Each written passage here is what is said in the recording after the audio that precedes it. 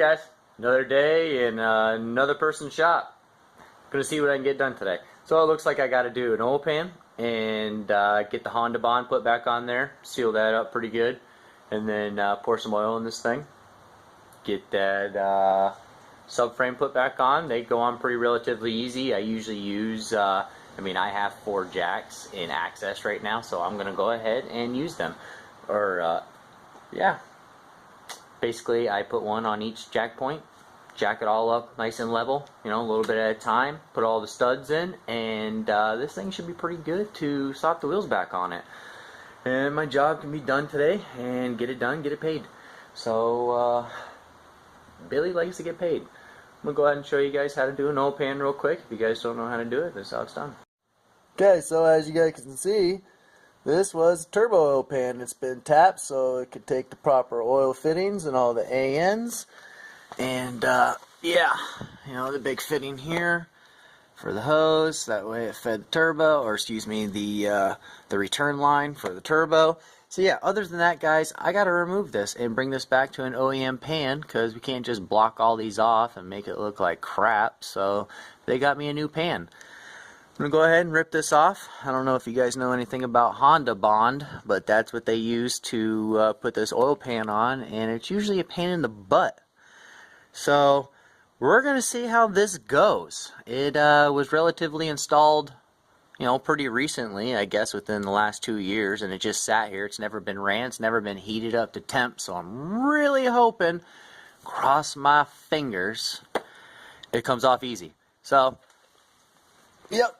That's where I'm at, guys. Let's start this day. Okay, in case you guys don't know how to remove an oil pan, they're just usually 10 millimeters. Here, some of them have studs, some have the actual bolts that actually go right through here, but it's usually just a series of 10 mils that run right around. And then there's some sealant that's actually in between the block and the steel oil pan, so that actually holds it there and stops all the oil leakage. So I'm going to go ahead, I'm going to run all of these 10 mils out because it's kind of boring to watch all that. I'm trying to shorten my videos up a little bit, and we'll go from there. Oh no. Yeah. You guys want to see something crazy? So everything was just like finger tight, and that pan was just sitting on there. Absolutely no sealant, no Honda Bond. You're supposed to Honda Bond these on. It's actually just a rusty oil pan that was just literally bolted right to the aluminum block. So, yeah. Everything has been coming free really easy, and this car has been really easy to work on because all the nuts and bolts are really loose. Alright, well, might as well make it right. Got a new oil pan. Brand new. Brand new, brand new. Gotta like that. Come on, get out of there. Come on. Alright, well, there she be, guys. She's brand new. So, in case you guys have never installed an oil pan, I tend to put them on pretty well to where they normally have to be separated with usually like a flat wedge and whatnot. I can show you what I normally use. I actually didn't bring it with me, but this is relatively the same thing. See how it's a scraper, but it's got a side on it that you can whack on with a hammer. You're not going to destroy this. So for you guys that went out there and destroyed the tips of your scraper, they make them where you can hammer on them. But the best one that I use actually has a bend on this. It's not straight, and it actually has a 45, so it allows me to get underneath there, and I'm not bashing my knuckles up against stuff. So that's the tool that I normally use. I slowly wedge down the edge of it, work the other edge until it's all sliced, and and I can feel that the blade went through. I try not to go inside the pan because there's baffles in there, guys. Depending on what engine you're working on, a lot of motors have big baffles, so you got to watch out inside there. They're usually aluminum. This is steel. This is harder. This will pierce that inside, so be very careful on what you do. Alright, so as you guys can see, I brought my air compressor over here, that way it can work pretty adequately. And I went ahead and went around the edge. Let's see if I can get this thing to focus a little bit better. Sorry guys for the lighting. There we go.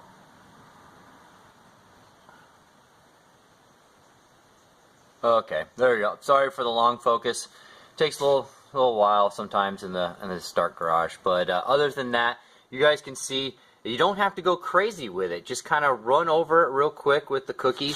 You know, as you can see, there's still like, you know, there's paint still like around here, but it's enough to where I can now get adhesion here. So it's been roughed up enough to where when I put the Honda Bond on here, it's going to get a proper seal. And I just run over it real quick. You know, you can see the highs and the low spots. You know, obviously right here, this is definitely a low spot. So that's why the cookie didn't touch it. But it's great because as you can see, it did scuff it and mar it, so it will adhere. So you just go run right around it real quick. You know, just clean it up. That way you can run the Honda Bond around it real nice with your finger and made it on. This is what I mean by a cookie. Sorry guys, I just realized I keep calling it a cookie. 3M makes these. Okay, so this is Honda Bond. In case you guys are wondering what I was talking about, this is it. Obviously it's made by Honda. It does none other than bond. HT, in case you guys don't know, I'll school you, it's called high temperature. This is exactly what you guys need for all the high temp silicone gaskets. This isn't like any other kind of gasket sealant. From what I understand, this can actually be used for a head gasket. It's really pretty strong stuff. It's hard to work with, especially when it cures, but they definitely call for this. Honda's, you know, they take Honda Bond. So, you know, if you guys don't know, now you know. Alright, so I got the Honda Bond all the way around. I went ahead and just ran my finger all the way around and made sure that it was basically all the same mill thickness all the way around. Made sure there was nothing, you know, overhanging, so that when it does mash, it's not going to go in like a big, you know, slag or whatnot. So a bunch of crap. But something that I did forget to say, guys, and I'm going to mention it now, and it's very key before you guys put this on here. After you grind all that and clean it all up and prep it for the surface for it to put this Honda Bond on there, make sure you take some parts cleaner and parts clean this oil pan first, because remember those tiny little metal shavings that, you know, may have occurred, which obviously they did, but make sure you clean this part very well, wipe it down, and then run the Honda Bond around. So, you know, quick little tip, guys, that way you guys don't have to worry about the metal in your oil, because you're going to put fresh oil in this brand new oil pan. You don't want metal in there. Okay, so brake clean in this instant. You want to take a nice clean rag. I've already cleaned it, so that's why it's on the ground. Spray the rag, because the bottom surface that you're going to mate this oil pan will be generally pretty oily. Especially in this case, it was oily because there was no sealant or gasket in between there, so it was able to push oil in between the steel pan and the aluminum block. But and this motor hasn't even been fired, so, and it was already, you know, there was oil all along, basically like all this whole edge and whatnot. So I went ahead and put the brake clean on the rag, wiped it all clean really nice, and made sure it flashed dry. Now I'm going to go ahead and press the oil pan on there and tighten up some bolts. Alright, so got it all snugged up. As you guys can see, there's very, very little access that comes over. Really, really minuscule. I can show you scale how big that is. It's really tiny, you know, like fraction of a fingernail, barely coming out. So you know that this is guaranteed. One, it's sealed because it's coming out on the sides, and two, it's very minimal. So you know that if it is going into the engine pan, the oil pan, it's very minimal. So if you guys don't know, torque specs on these are 8.7 pounds, so basically 9 pounds. My torque wrench doesn't go that low, it only goes down to 9 pounds, or excuse me, 10 pounds. So I just set it to 10, and honestly you can't tell a difference between 8 and 10, so I just went with the 10 all the way around. I was able to find the sequence on online. So it's really easy actually. So if you guys are ever going to do these oil pans, they're really easy to just Google the sequence and which way you got to go. But basically you just put them on at an angle. You know, this is an alignment stud here. There's one on the other side. They're pretty relatively easy to put on. You know, you snug your bolts in. You make sure all 18 of them are all, you know, basically like hand tight. Get them all flush. Don't tighten them yet. Just get them all hand tight. And then go around in the sequence that it says.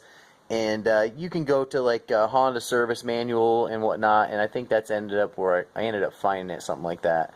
But other than that, I'm rambling again, and this thing's ready for some oil to be put into it.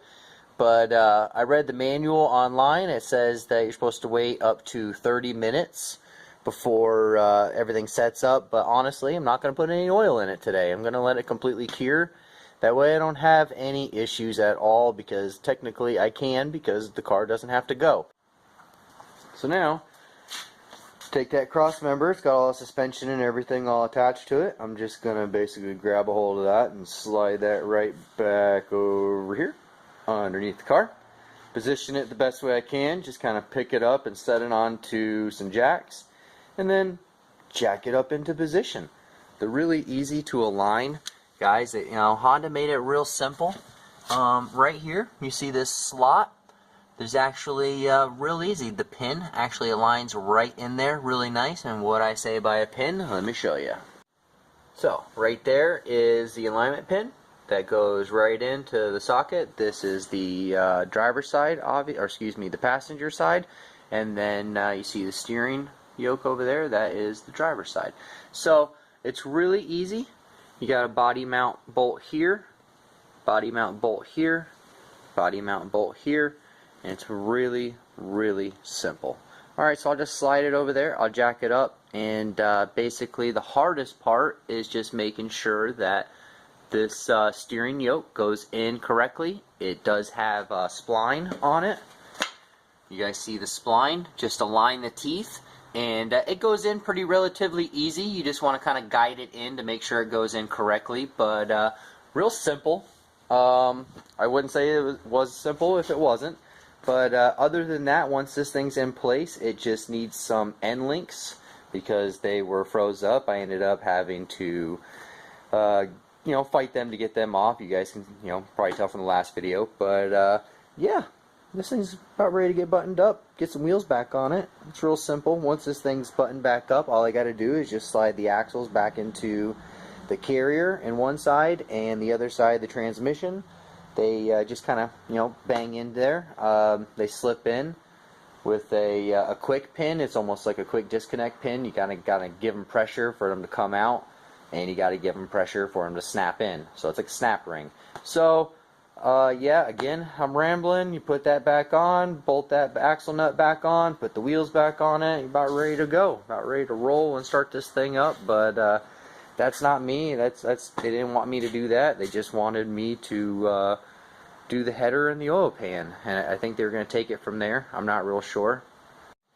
Yeah, so I'm not real sure exactly what he's going to do, because I've been looking at this car a lot. Obviously, I've been underneath it for the past 2.5, almost 3 days now, and there's a lot to be done to get this going again. I mean, like little things like here and there, like some trimming and some bolting and making sure that everything is safe and right. But I mean, there's still a lot of assembly. Like, you guys saw the interior. That thing's gutted. The whole thing needs to be put back together. A lot of the dash pieces, the back seat's gone. A couple of the panels are gone and whatnot. That needs to be reassembled. The motor, I mean, honestly, I'm looking at it, and I don't. There's so many missing pieces. The intake's gone. I mean, where's the intake?